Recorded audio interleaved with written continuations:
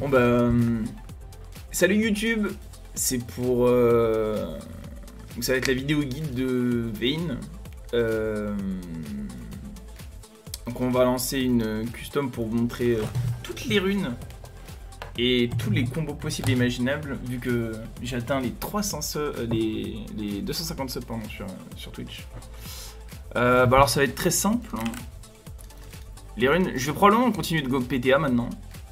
Peut-être que ça changera, peut-être qu'il y aura Halo of Blade qui viendra, mais pour l'instant, à mon avis, c'est Prezi Attack. Presence of Mind, j'ai hésité à le prendre, mais je pense que Triomphe et Overhead sont bien meilleurs. Triomphe si jamais tu joues avec un champion ACC, et Overhead si jamais tu joues un support à pile. Entre Alacrité et Bloodline, je préfère Bloodline parce que maintenant je trouve que l'accès à l'attaque speed est bien plus simple. Mais si t'es confiant dans tes capacités, tu peux go Alacrité. Coup de grâce, alors c'est pas mal, mais en pur DPS, Cutdown est quand même bien meilleur.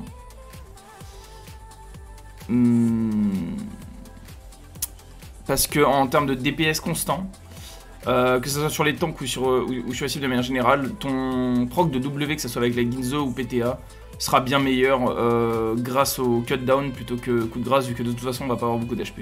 Mais en late game, coup de grâce a tendance à être légèrement meilleur en fait. Genre le Cutdown c'est vraiment pour le mid game. Dans le deuxième rang on va prendre Domination, Taste of Blood et Ravenous, parce que maintenant Ravenous non seulement il proc sur...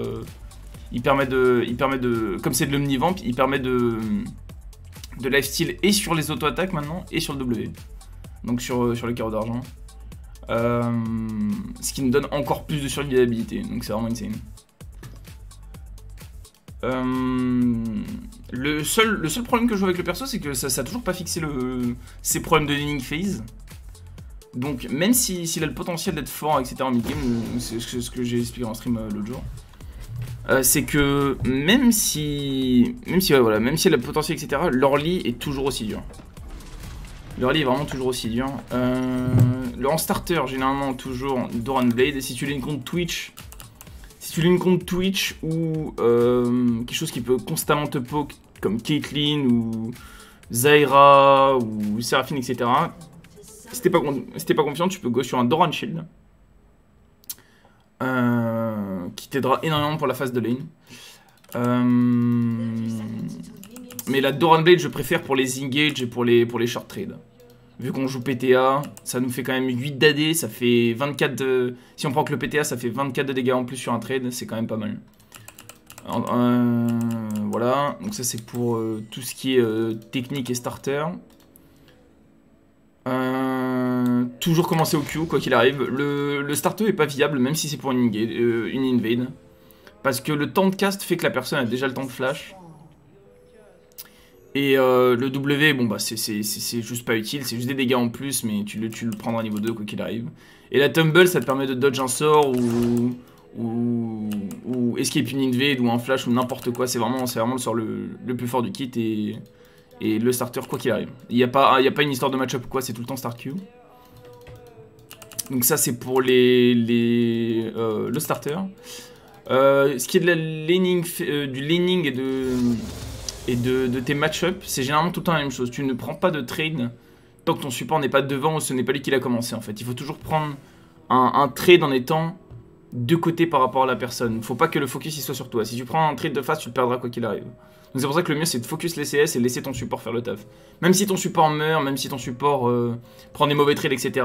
Il a plus de potions que toi, plus de sustain, il y a beaucoup plus de raisons de le laisser faire ça plutôt que se jeter dans le fight avec Vayne, sachant que, à part la tumble, t'as vraiment pas grand chose pour escape et si tu te fais CC ou n'importe quoi, c'est fini pour toi. Donc voilà. L'order le skill order généralement ça va être, donc je vais mettre ça au niveau max. Le skill order ça va être très simple, W niveau 2 généralement. Il y a très rarement, il y a des cas où je prends la condamne en deuxième. Pour des setups de gank ou si jamais je sais qu'on peut le tuer si on stun, etc. Mais c'est vraiment rare. Donc le W en deuxième, le E en troisième parce qu'on a besoin de tous les sorts. Et à partir de là, on met tous les points dans le W. Donc là, niveau 4, niveau 5, niveau 6, on prend l'ulti. Niveau 7. Niveau 8, on prend le Q. Donc c'est le deuxième sort qu'on augmente. Niveau 9, donc on a le W niveau 5 et c'est là où on va vraiment commencer à faire des gros dégâts. Et à partir de là, on max le Q, le R au niveau 13 et 16, 11 et 16. Et en dernier, on max le E. Voilà. Ça c'est pour le skill build. Pour l'item build, alors, on passe à la partie intéressante.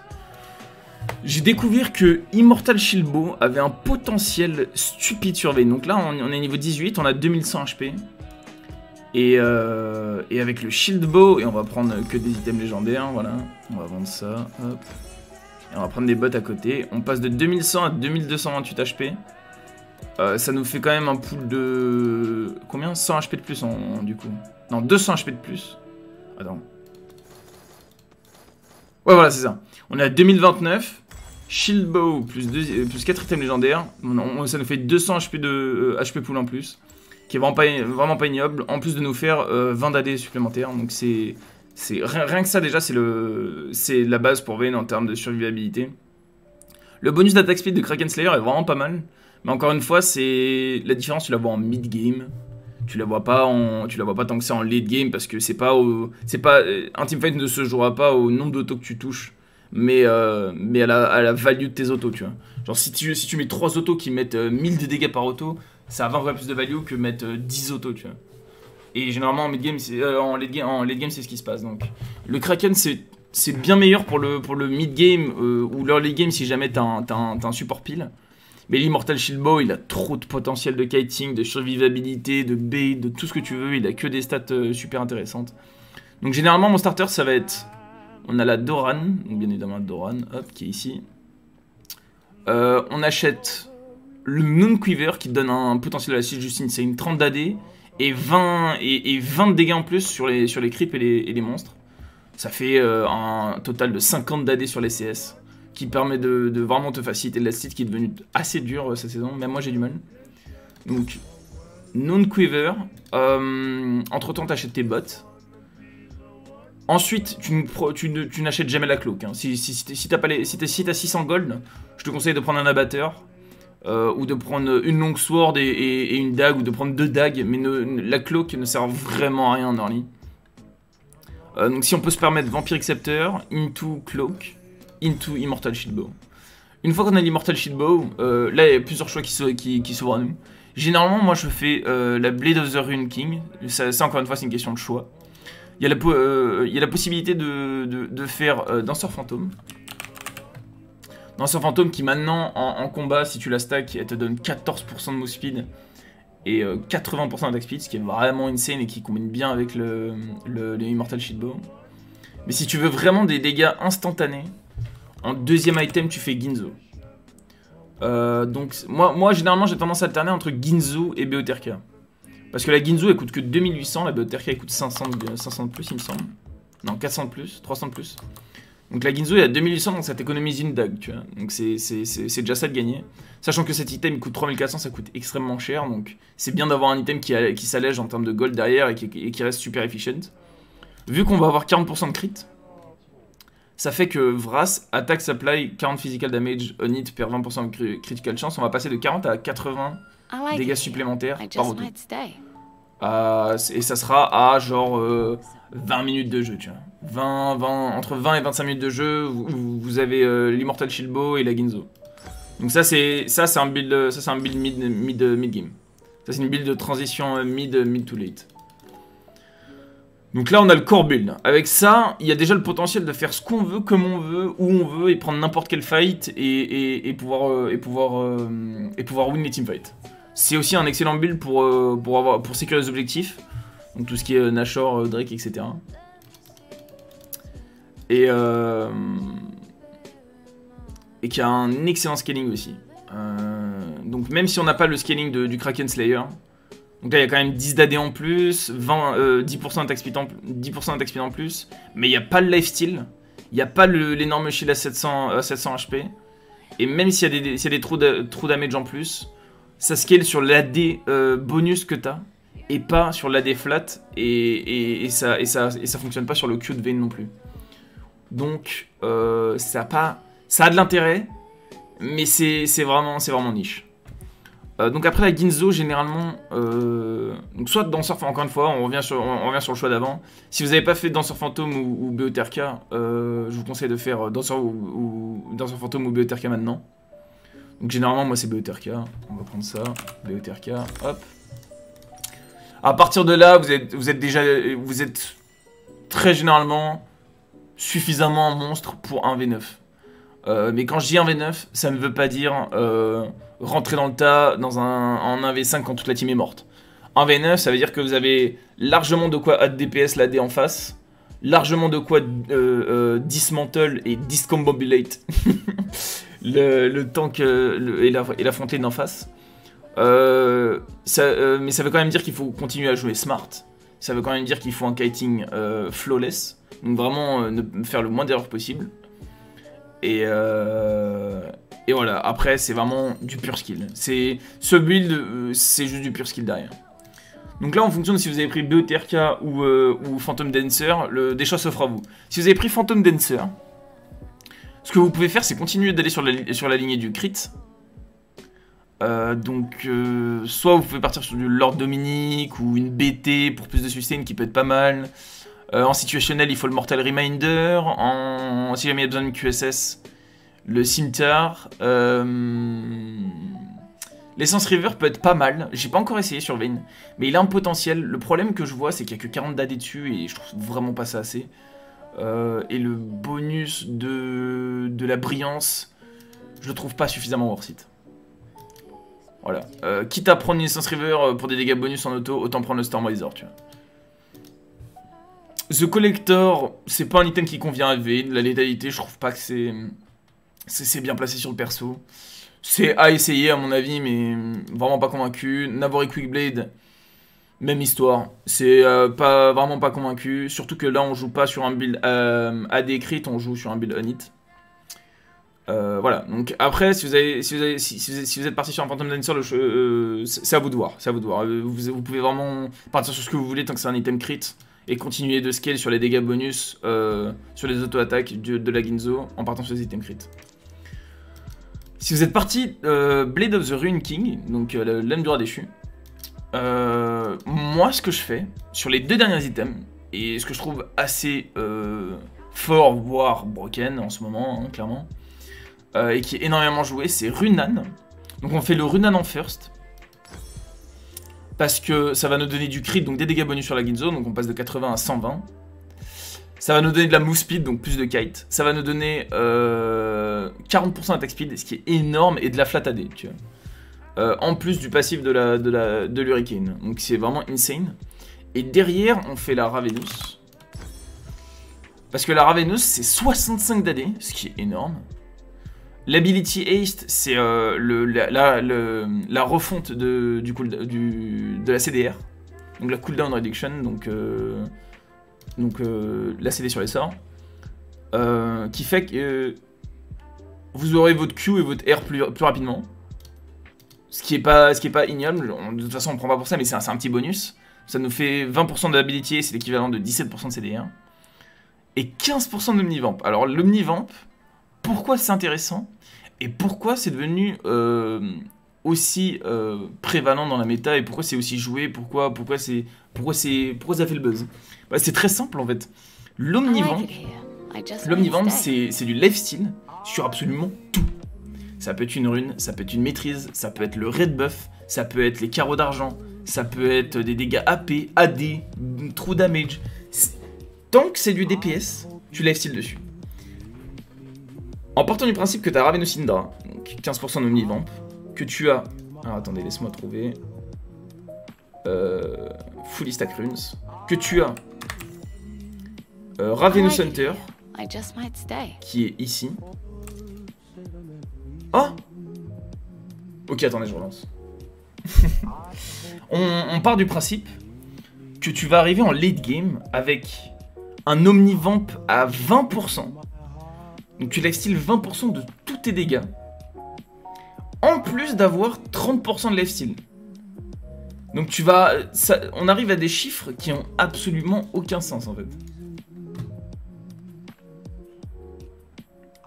Attendez, je relance le jeu.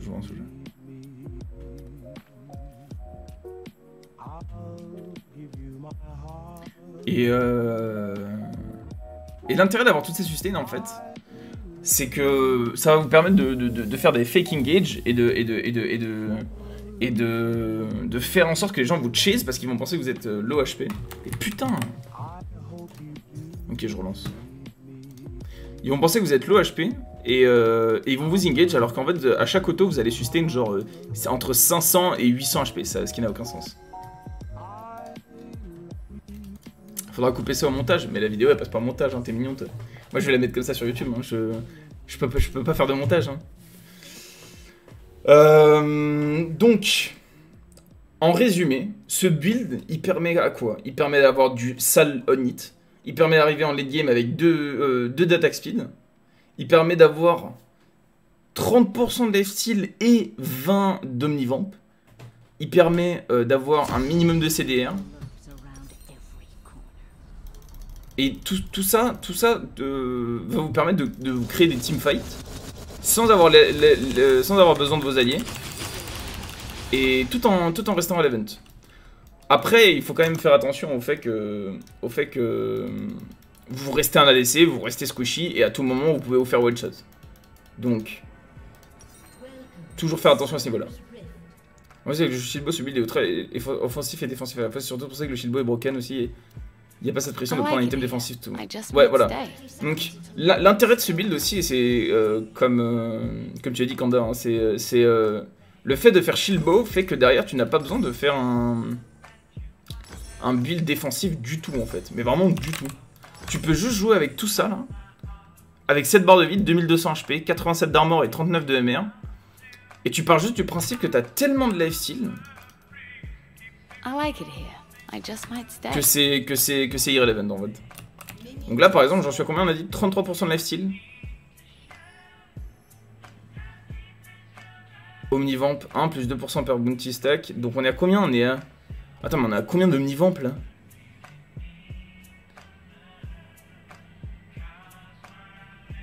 Bah attends mais y'a pas les stats d'omnivamp, ça c'est quoi? C'est 20 pitch?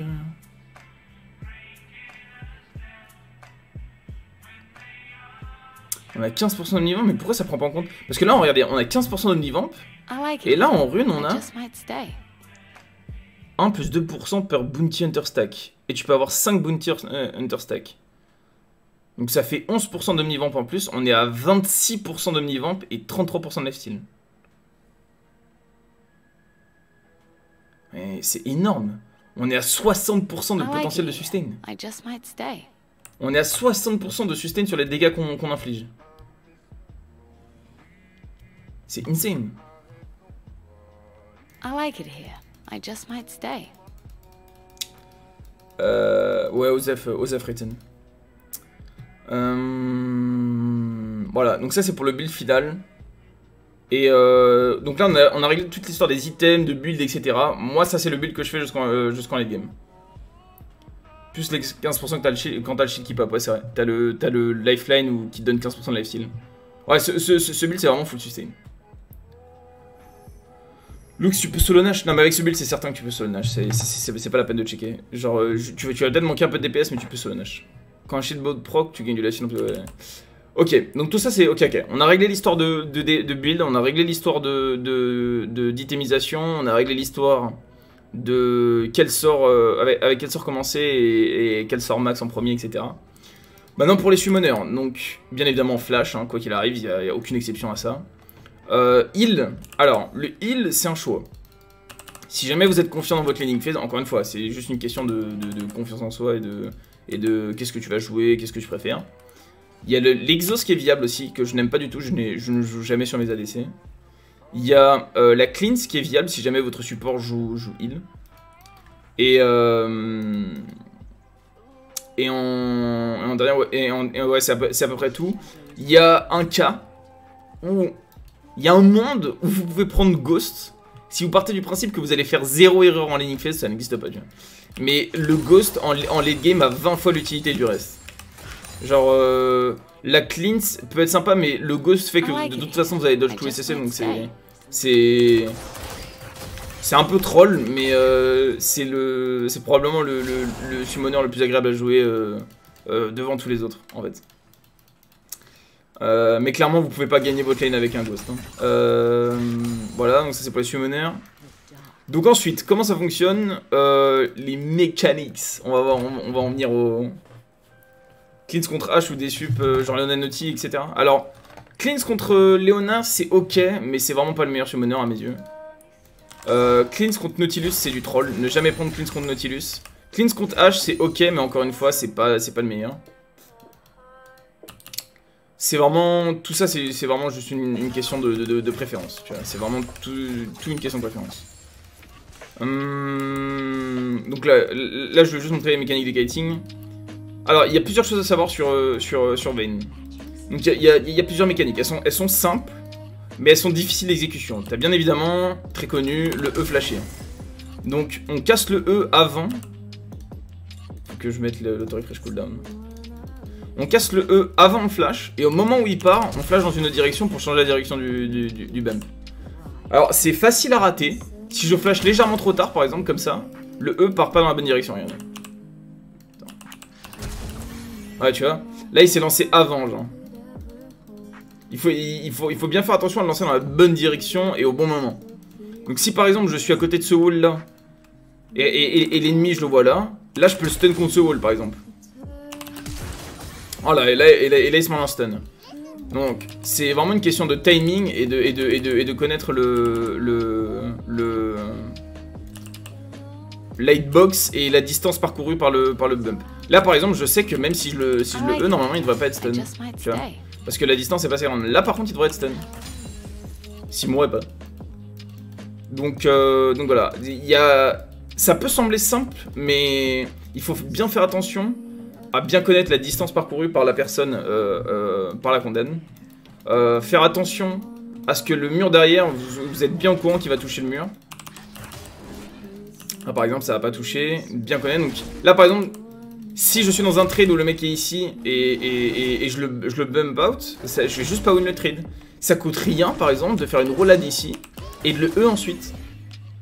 Genre sacrifier une auto pour pouvoir le stun derrière, pour pouvoir lui en mettre 5 et pour que lui il puisse pas répliquer, c'est super important.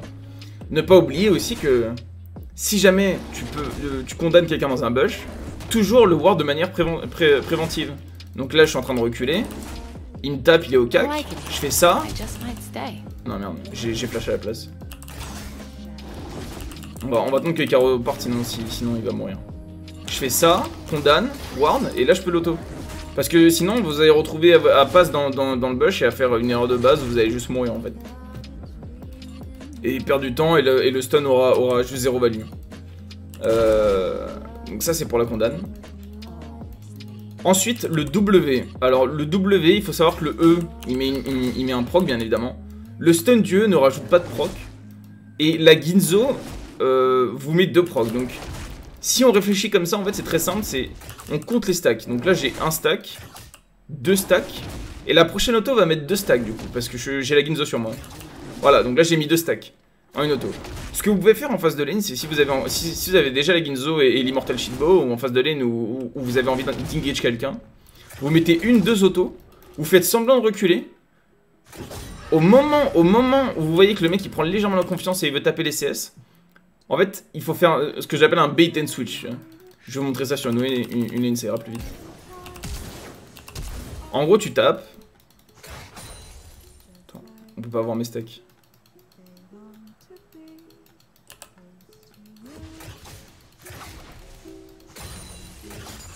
Putain, on voit pas mes stacks, j'ai trop de dégâts.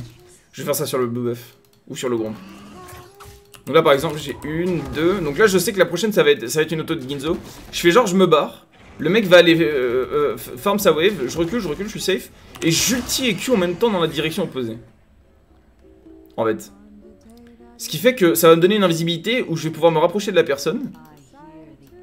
Et il va pas s'en rendre compte. Et même s'il m'a vu ulti et roulade, comme dans sa tête la dernière information qu'il avait, c'était moi qui reculais, il va se dire ah je suis ok pour farm. Et il y aura un délai entre son temps de réaction et toi qui ulti en fait. Donc tu auras toujours une mini marge de plus que si tu lui run dedans en fait. Il y a des mannequins que tu risques pas de kill, ouais, mais les mannequins se déplacent pas en fait. Du coup, c'est moins intéressant. Donc là, je mets mes 2 autos, j'ai ma Ginzo, et là, j'y retourne. En gros, c'est ça le principe. Et dès que vous arrivez à mettre ça en place, vous pouvez vraiment créer des moves qui, de base, avaient pas lieu d'être ou sont très durs à mettre en place. C'est toute la force de Vayne en fait. C'est vraiment faire semblant de partir, faire semblant de disengage, et toujours revenir, toujours gratter un peu plus de dégâts en fait. Faut savoir que Vayne, c'est pas un assassin, tu vois. T'es pas là pour tuer la backline ou one-shot quelqu'un, etc. T'es vraiment là pour bait les gens, pour qu'ils te courent dessus, et pour pouvoir les DPS en kiteback. Donc le kiteback, bien évidemment, c'est quand tu tapes quelqu'un et tu recules au lieu d'avancer. Hein. C'est aussi simple que ça. C'est ça le kiteback. Et toi, tout ce que t'as envie, c'est de reculer vers ta team, et de bait les adversaires vers toi, de leur faire utiliser le plus de CD possible. Ce n'est pas à toi d'aller chercher la backline, et ce n'est pas à toi de rentrer dans le tas et de tunnel vision sur quelqu'un. Il faut toujours changer de cible. Si tu procs pas les carreaux, c'est pas grave. Il faut toujours être en DPS. Toujours. Mais les mecs sur Vayne ne vont jamais utiliser l'invisibilité prolongée, c'est-à-dire jouer sur la sec qui est plus longue que ce qu'on croit. Ouais, sur le fait que là par exemple, genre on s'en rend pas compte, mais si je te le mec et il est ici, je fais un bait and switch from fog et j'apparais ici, tu vois. Genre j'ai ulti ici, j'apparais ici. Donc là je suis déjà en range d'auto du mec qui est en train de farm. Donc ouais, là-dessus tu marques un point, genre. Il faut bien faire attention à ce que on utilise entièrement le temps d'invisibilité du Q. Parce que regardez, 1 seconde c'est quand même énorme. Hein. Si là j'auto et je refais un Q, j'auto, je refais un Q, genre je suis quasiment constamment invisible, tu vois. On a 17% de CDR, ce qui va pas être énorme en game, en late game, mais ça peut très facilement faire la différence. Très facilement faire la différence de gagner l'invisibilité pour avoir du repositionnement. Même si c'est pas grand chose, même si vous vous dites ouais mais il faut que je lifesteal, etc. Il faut quand même profiter de cette frame pour se replacer. Voilà, donc c'est vraiment l'outil de... Enfin, Vayne, pour être dans la tête d'un joueur de Vayne, il faut vraiment être dans un mindset où je vais faire en sorte qu'il mette... Je vais vraiment faire en sorte qu'il mette tout sur moi. Et même si je m'en sors sans kill et que je meurs, mais que j'ai mis le plus DPS possible et que ma team win, j'ai fait mon travail. Le but, c'est pas de faire des pentas et de tuer tout le monde. Le but, c'est de mettre le plus de DPS possible, le faire utiliser le plus de sorts possible d'ulti ou de summoner, et de les mettre en position de commit. Donc c'est à dire que si là je lance un fight en 1v3, je sais qu'il y a un jungler qui m'attend en bush, je fais ça, je fais ce move là où je l'auto une fois, je recule instantanément, je refais une roulade, ils vont tous se mettre à chase, je remets une auto sur le mec pour le trigger, je continue de recul, là je dodge les sorts qui me lancent, je suis sous tour, à tout moment ma team qui était là au niveau de la river du Drake leur tombe dessus par derrière. Si je meurs ici alors que je leur ai fait tout utiliser, qu'ils ont plus de CD et plus d'HP et que derrière ils meurent tous, complètement worse. J'ai fait mon travail. Ça demande un travail de macro assez élevé, c'est pas... Vayne, c'est pas que des mécaniques, tu ne peux pas juste stomp ta lane et décider de win la game. Ça fonctionne pas comme ça, c'est vraiment purement du kiting, du positionnement et du teamplay. Il faut oublier le principe du ouais je peux tuer tout le monde, je peux je peux tuer tout le monde et je suis feed, c'est bon, je go en V9. Encore moins dans cette méta où tout le monde a un nombre de dégâts tellement phénoménal que même malgré le lifesteal, tu te fais one shot. Il faut savoir que le lifesteal fonctionne que si... Alors ça peut te sembler stupide, mais le lifesteal fonctionne que si tu tapes les gens. Et ça veut dire quoi? Ça veut dire que si je fais une fake gauge et que je recule comme ça, si là je me prends des dégâts, il n'y a aucun moyen de le sustain. Il n'y a aucune mitigation, il n'y a aucun moyen de tank, rien du tout. Là je me prends des dégâts, c'est fini. Je ne peux pas me retourner parce qu'il y a 4 personnes. Donc s'il y a 4 personnes, je peux pas me retourner. C'est pour ça qu'il est très important d'avoir non seulement les mécaniques, mais jouer en équipe en fait. Pour compenser le fait que tu peux pas avoir ces périodes de lifesteal. Une fois que t'es suffisamment bien dans ta game, t'es avec ta team, etc. Les kiting en fight, etc. Il y aura absolument aucun problème. À ce niveau-là, c'est certain, vous allez win tous les fights. Mais c'est vraiment créer cette opportunité qui fera toute la différence. Ensuite, donc là on a expliqué le E, on a expliqué le W, l'ulti. Alors l'ulti, c'est un outil, je m'en servirai toujours plus comme invisibilité et repositionnement et outil de trap plutôt que pour les dégâts bonus en AD. En late game, c'est 65 d'AD, c'est l'équivalent du Kraken Slayer, hein, si j'ai pas de conneries. Ouais, 60 d'AD, non, c'est même encore plus. C'est 65 d'AD, donc c'est quand même pas mal, surtout cette saison où c'est assez dur à trouver de l'AD. Mais, supposons que je suis dans un bush, le mec est ici en train de farm. Si j'utilise mon ulti dans le bush que je roulade ici, j'apparais seulement ici, là. Regarde, je vais le refaire. Je suis invisible jusqu'ici. J'ai largement le temps de le condamner, tu vois. Ou même de le condamner flash. J'ai aucun problème de le condamner flash. Donc c'est vraiment très important. J'ai quand même gagné une énorme distance. Et je peux aller vraiment chercher quelqu'un qui pense être safe dans sa backline. Donc moi, mon ulti, je m'en sers vraiment comme outil pour soit dodge des sorts, soit profiter de l'invisibilité. Mais jamais pour les dégâts. Très rarement. C'est vraiment très rare que j'utilise mon ulti pour les dégâts. Ne pas oublier que l'ulti se prolonge à chaque fois que tu tues quelqu'un. Donc l'ulti dure 12 secondes, étendu de 4 secondes par kill. Que ce soit toi ou que ce soit un last-hit ou une assist, tant que c'est dans les 3 dernières secondes que tu as tapé la personne, c'est fine. Et en dernier, donc le plus important, c'est la mécanique du Q. Donc la mécanique du Q, alors même aujourd'hui, à ce jour, on ne saura pas expliquer comment fonctionne exactement la mécanique du Q, d'accord? Genre moi, je sais comment ça fonctionne, mais je ne saurais pas expliquer pourquoi ça fonctionne comme ça, donc c'est très simple. Les resets d'auto-attaque sur les tourelles, ou sur les gens, etc., ou dans la jungle, il faut toujours les faire dans un angle en décalé vers l'arrière. Donc je vais vous expliquer, c'est très simple, tu te mets contre un mur, tu Q vers ici, tu vois, en décalé, donc vers l'arrière, en décalé. Donc si par exemple, je fais ça, vous avez vu la vitesse de reset d'auto. C'est beaucoup plus rapide que si je faisais ça en allant vers l'avant, regardez, je vais vous montrer. Je vais me coller à la tour et je vais faire une roulade vers l'avant, regardez. Je vais faire ça avec beaucoup moins d'attaque speed, on verra beaucoup mieux, vous allez voir. Comment on TP déjà? Attends, elle est où la TP?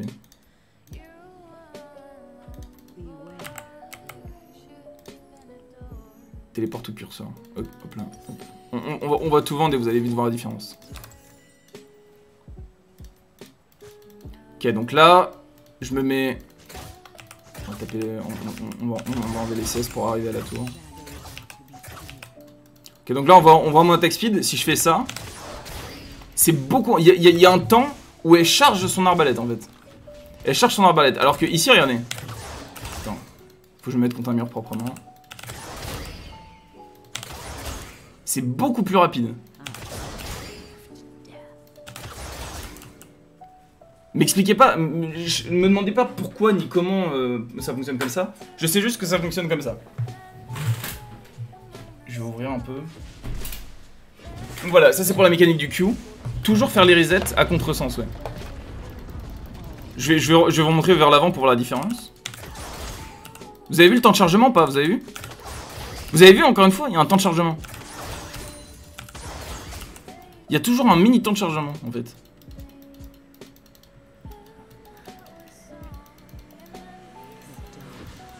Donc ça peut sembler minime, mais pour des resets, ça peut très vite faire la différence en fait. Voilà. Alors que là... Je vais refaire sur la tour, on verra mieux. C'est... Et c'est plein... Et c'est combiné la mécanique du E que j'ai expliqué, combiner les mécaniques du R que j'ai expliqué, combiner l'abuse de la Ginzo sur les Silver Bolts, donc sur les carreaux d'argent, combiner le fait que tu peux reset auto vers l'arrière beaucoup plus facilement que vers l'avant.